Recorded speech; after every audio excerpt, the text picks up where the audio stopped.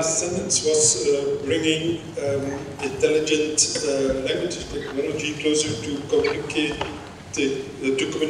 commercial maturity through an industrialization process.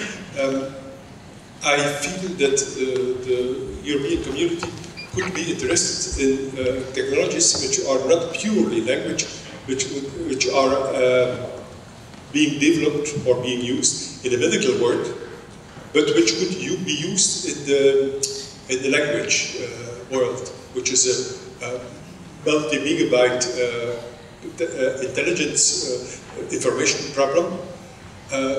The joining of forces between research in the medical world, the bioinformatics as it is called, and in the linguistic, the language technology world, would it be something which the European community would help to develop, to commercialize, that was another sentence, you would bring people with projects in contact with private equity. So, number one, the work program has a large number of items, each reflecting a certain standpoint, a certain community, a certain problem area. Okay? So here we are describing two things that come very close to the language technology community, with a number of classes which I've tried to highlight. There are similar endeavors, addressing other domains in the work program and therefore in the various schools. So just to say, this is one element of a much broader GISP. Number two, one of the weaknesses in the language technology delivery chain has been identified as basically this difficulty with technology transfer and take-up. Okay? So here we try, to actually take, the results of laudable research and engineering efforts, one step further, okay, and make them part of new products, marketed products, not, a candidate product, something which is going to be sold and bought and used. Number three, there is of course room, when you see the work program, you see the list of what qualifies as intelligence-related language technologies. Okay, so there are a number of things. So there are a number, but not everything. Now, the fourth element is beyond the technology, the method, the tool is the application domain, and we make no assumption whatsoever concerning the application domain. So, it's a problem-oriented approach, is bring a certain set of technologies closer to the market, and perform what we call a first-use experimentation, and then say, now you go, but you go with something which, because most companies, say the result of research projects, including, especially European research projects, it doesn't fit their engineering requirements. So make them fit the engineering requirements, have them tested, with some sort of a pilot application, and then, develop, a business and exploitation plan. The application domain is as wide as you can think of it. The choice of technologies is a mix which will be judged, based on paper, based upon the proposal. It must still reflect a certain community, a certain set of things. So it cannot be something completely different. But we open them into different mixes, if you see what I mean. In any case, for kind of a borderline, issues like does this qualify, is this what you expect, etc. This is what we have, help desks, for. So there's always, a functional box. There are colleagues, out there. You submit either in Fire or an idea, or a sketch of an idea, and they will tell you, whether it fits, to what extent it fits, whether you should reconsider this or that aspect, and so on. So there is a dialogue. It's not a correspondence, but there is an interaction to shed light on things which are, maybe towards the edge of the page, if you see what I mean. But I repeat, there are plenty of opportunities, but we must preserve a certain emphasis, a certain focus on what we call language technologies, which is already a compound object with cosmic, not compound, anyway, composite object with already many disciplines, many approaches, and many things. So there is flexibility, but it's not infinite flexibility. So now the rest depends very much on what you have in mind. Other questions? Hat. Concerning the Connecting Europe facility presentation by Kimmo, there is of course always the danger that such a large program as Thibaut Kleiner mentioned yesterday can be cut completely, but the probability is, if you look in the past, is maybe not that it's cut completely, but that there are some parts of it that already have high attention and high priority, but that it will be reduced, or maybe call it a staged approach or something, so it will come in little pieces. So what do you think what would happen in this case? How well is the ICT part placed, and within the ICT part, the language part, and is there any chance of preserving and fighting for the language part if maybe the whole ICT part is in danger, or is there anything we could do? Probably not as research, because it's not a research program, yeah, so they will not listen to researchers, but which channels would be the best to help to promote these parts within CEF? These threats exist. So it's true that the digital service part can be cut down by half. It can be done by dropping out some of the 8 proposed infrastructures, including the language infrastructure. Or it can be done by slicing all of them by 50%. That's all unpredictable, and all of it can happen. Now, to be prepared for this eventuality, I think rather than having a plan B in the back pocket with only 50% of money, which I think is a bad strategy, would be to build some sort of strong case and implementation path, implementation plan, or roadmap, requirements analysis for the platform that we are planning, and showing that these are the resources that are necessary for this platform that we are planning. Now, this is facts and figures that we have to come up with, and it's a difficult process, and we are maybe not even in the middle of that, maybe in the first quarter of that process right now, because that's the only way is to defend a package is the reality check.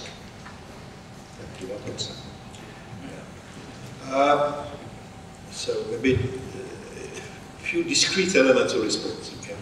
So number one, I've seen many times, this sort of crisis, they're not going to mean to overlap, but they're not going to be intercepted, and so then finally the Commission got more or less what it wanted. So I would not exaggerate yet the scale of the threat. Okay. I think there are 2 risks. One is right now and in the coming few weeks. One is basically that the Commission is still dealing with the people from the transport and energy sectors, okay, with some elements of culture. Now, when you say we need to promote, improve, enhance broadband, they say, well, what the hell is that? They're used to railways, motorways, and so one element is basically to broaden the dialogue to other parts of the national authorities, governments that are maybe more sensitive to ICT and networks, digital services, internet, you know what that is? So that's one element. So the first frontal attack that was basically on the Council working group, boom, transport clear, energy clear, ICT, what the hell is that? So that's the first element. Now, I believe we should be able to overcome that.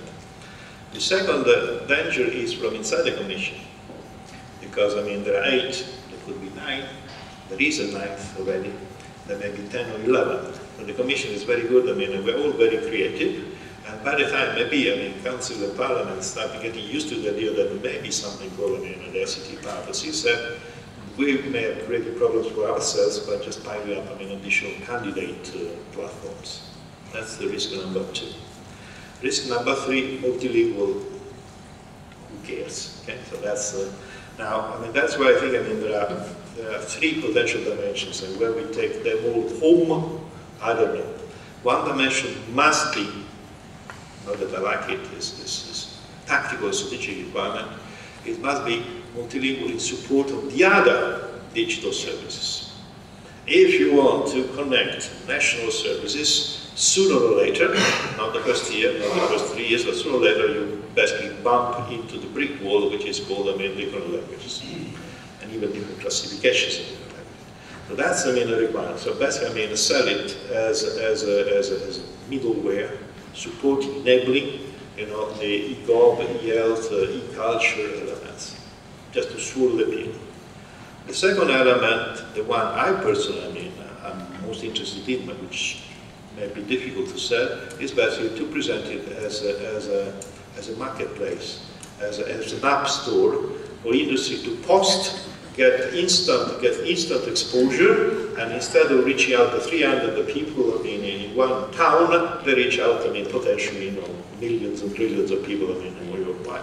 That is something, a concept which I like very much, but which runs a bit counter, I mean, to the spirit of a public interest services and public interest in itself.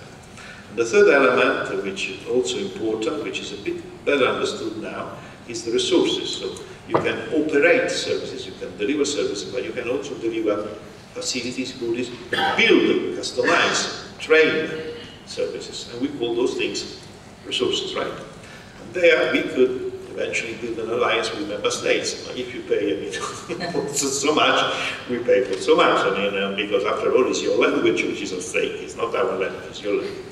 So there are three potential avenues. I think there would be a Connecting Europe program. I'm sure there would be hard times, I mean, to squeeze them in as something multilingual in the final package. Because not just in Parliament and Council, for instance, the French government says, yes, that's one of the best things ever. But within the Commission, there are other forces. Now, how to sell this? How to sell is very simple. I mean, and I give an example from your NTI colleagues. They asked, I mean, to see, I mean, the Commission. They saw Thibault. Thibault said, this is very interesting, but you need, I mean, to do your, you know, your homework. They delivered, I mean, a first report. And then now they promise to deliver, I mean, a second report on how industry sees as an opportunity CSF. And just to be clear, I'm going to write that report next week. Then they will do whatever they want with it. So, I mean, there is no magic. So it's either a delegation, you know, or a statement with or you work, I mean, through the national channels, okay? Who do we know in Parliament, and the Council, in this working group, that working group, whatever. And probably you need, I mean, all of them. Now, so this is still, I think, early stage. So we, as officials, we stick, I mean, to the Directorate. The Directorate is the proposal, October the 24th, I think. That's the proposal. And we try, I mean, to push it through, whatever. But I see soon, I mean, the need, I mean, to have a national champions, the friendlies, and the like. And we will be thinking of you in this conversation when that happens. Right now is still the big package. What do you mean by digital platform? What's the purpose of giving Vodafone in the UK 50 million euro if they're already investing €1 billion or pounds? See what I mean? This is still flying very high, but we will get there, I mean, pretty soon. Okay, I hope, I mean, this was not completely politically incorrect. It's a struggle. It's a struggle. I mean, yeah. You have given us something to think about, or to possibly to do something about. But that just I mean, complete, and I know that Kimmo can do that even more. I think CF, I mean, is really, I mean, an excellent opportunity, I mean, to all the people. It's basically, is a change in the game. It's not easy because, I mean, it's about services. Services has a number of connotations. But I mean, it's the only way, I mean, to move from kind of, you know, peaceful I mean, leisure research. I mean, who cares? I mean, just play with it. To actually, I mean, being exposed, taking risks, and maybe achieving something. Okay, so I think, I mean, that would be really, I mean, a game changer, I mean, for this field in the years to come. Could be a big opportunity. But we know that we have informed much bigger groups than our small technology. So we have to be bold. It's part of the official Commission proposal. It's yes, in the papers the Council and Parliament are discussing, and I don't think they're going to need to withdraw it, remove it. As you say, there may be another bigger piece which comes and say, we are very modest. We made some projections for what it's worth. I mean, the budget is for them a very reasonable budget. Okay, we're not asking for billions. Okay, but I mean, for instance, I mean, there is a new competitor. I mean, how you call it, Black Knight, come out of nowhere, I say 1.5 billion euro. Now, if there are 2 billion in total, I mean, some people claims, I mean, they need, 1.5, we change, the geometry of the thing. So just to say, I would be more afraid of things that may happen within the Commission than what's going to happen in Council and Parliament, if you ask me. Other questions? Voodoo?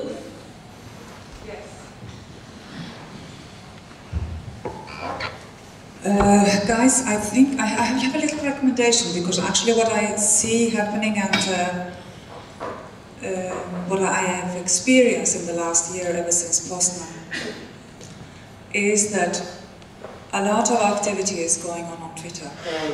Me and Jochen were followed by very powerful people, for example.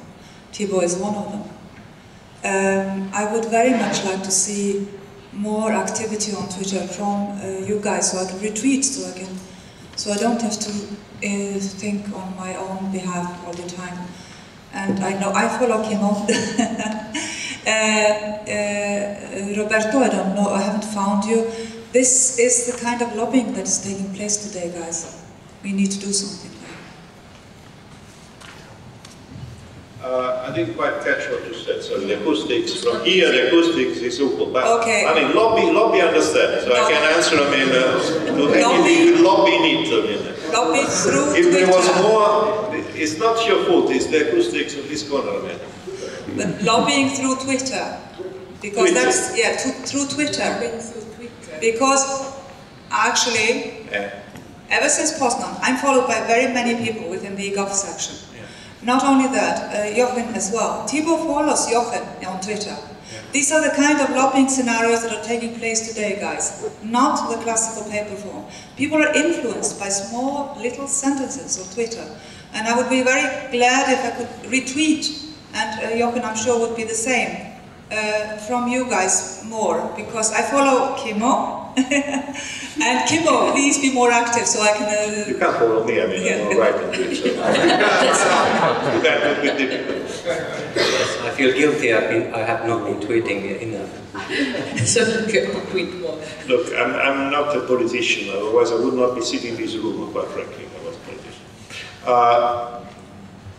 One means, one channel is basically the strength of your ideas, which is what we call roadmaps and the like, visions and the like, okay? If we can, at best, build groups, provide opportunity for forums, say, folks, you should have done something last year, the window period is closing, why don't do this and that, okay. Now, if you cannot do that, then somebody else will do it on your behalf, and so much the worse. So one thing is the rational work of expressing views, ideas, paths, directions, and so forth. The number two element is basically finding allies, whether they are members of the European Parliament, whether they are very lively members of civil society, whether they are top most companies, in the software sector, whatever. So basically weight, bring weight too. Three, the third one may be what you say, maybe just what I would call the online version of a manifest, right? There's a manifest. But I'm not convinced that the bosses, our numerous bosses, are overly impressed by kind of, let's riots in the street type of things, okay? The Arab Spring type of approach. They understand one thing, that is political opportunity and visibility, and two, kind of industrial political impact. So impact they're very sensitive to, okay? And issues which are likely to stimulate public debate, they're sensitive to. Now, my theory about why there is little political attention concerning the things you do, you have been doing for quite a while, is because I think there's nothing wrong about language technologies, if they worked, is language is a hot issue, explosive issue for politicians. I'm not sure that most politicians want to be identified with the languages in their respective countries, because in each country there are many issues. Think of regional languages, think of migrant workers, think all these things. So you are famous one day and they throw stones at you the following day. that's why it's difficult, I mean, to get, I mean, more than a few parliamentarians hooked up and become, you know, some sort of outing and support this, I mean, very loudly. But nevertheless, I mean, this is something which must be done. Okay? So it's an area which is difficult to sell because it's very noble, it's very good, but behind it, there are all sorts of issues. And every week or month, you take a look at the headlines and you see things happening in Ukraine, things happening in Slovakia, and so forth. So you see how sensitive, I mean, the language issue is. So it would be easier, I mean, to get, and it is easier, I mean, to get politicians to support robotics. They don't understand much of it. They don't look at the market value of it, but, you know, it sounds good. Language is a more complicated issue because everybody thinks to understand what it is, and they really have trouble, I mean, coupling language and technology. I think one of my personal failures has been I've been unable, I mean, to find an easy way, simple, stupid, foolproof of a way to say in 30 seconds, you know, language and technology, this is how they relate. And one more thing, so after which you can have a break. Multilingual we use, I mean, to sell the thing. It's the only thing people understand. But there is a value of language technology, which is, call it understanding, information access, information managing, making sense, etc., which is hidden, which they don't get. So therefore, they resort to other expressions like data, big data, whatever. They simply don't understand that text analysis, for instance, I mean, comes from this room. Okay? It doesn't come from elsewhere, right? And this is why a number of decisions are taken. Okay? It's a sheer ignorance. So we use multilingual because it's easy to sell, but the lingual element hasn't, I mean, you know, reached its intended destination yet. And that's maybe part our fault. It's not known enough about the potential of what we do. That's what we're a collective fault. A collective fault, I mean. Not me, because I mean, he says translation, I never use the word translation. I like, but you see what I mean? Not good enough in public relations. In public relations, multilingual is easy to sell, doesn't bring much money, but, and understanding, mastering, etc., they don't get it. Very last... Guys, yes, we're all to blame for this. This is absolutely clear that we really do not promote ourselves well. And this has to do with both our industry as well as our researchers. People do not profile themselves as very professional in this field, in a sense. We don't need to be professional, we need to be good, but on the other hand, when we have key stories, when we have things that are successful, what do? We put a lid on them and hide them, because of course nobody can be better than anybody else. This is the problem. We are all quite good. It's not the thing that anybody is better than the other. But when we see somebody and there is something that we should be proud of, we should be proud of it. And we should put it forward. Now put a lid on it, so that we have to sort of have something to aim for in the next framework program, which is the same that we aimed for 20 years ago. Sorry guys, I'm a bit harsh at times, but I speak my mind. May I just, it's very short. So, it's not by accident that we are having, I mean, now these 3 meetings, okay? We had the summit the other day in the forum. At lunchtime, some of us are going to the digital agenda. So we are trying, I mean, we do fight on multiple fronts as we speak, I mean, and with the help, I mean, of quite a few. That's so, I mean, is a multiple front type of thing. Number 2, focus. Okay, focus. I mean, this field is plagued by duplication and fragmentation, etc., which is fine by me. But when you project a public image, okay, you're not going to tell people, I mean, all the many things you do. You just choose, I mean, 1 or 2 or 3 stories, and you try and push those stories. Now, my definition of, I mean, a scenario, an agenda, a roadmap is basically saying to pretend that there are only 3 important things that everybody is going to concentrate in the coming years on those 3. Now, if of the 3 takes 5 pages to describe, that something went wrong, I mean, in the process. Okay? So sorry, I mean, that's going back to yesterday's presentation. It doesn't sell well. It doesn't sell well. Sorry. 2. So. Third element, if I may, which probably gets back into Twitter and the like, there are groups, communities, disciplines which are better are the, you know, the American saying, if you can make it, fake it. You people are pathetic when it comes to faking. No. Okay. I mean, you think, I mean, the others are more successful than you are? You think they're better than you are? Okay? No, they're just, I mean, you know, they're better at seizing opportunities. This field, I mean, is too, I don't know what.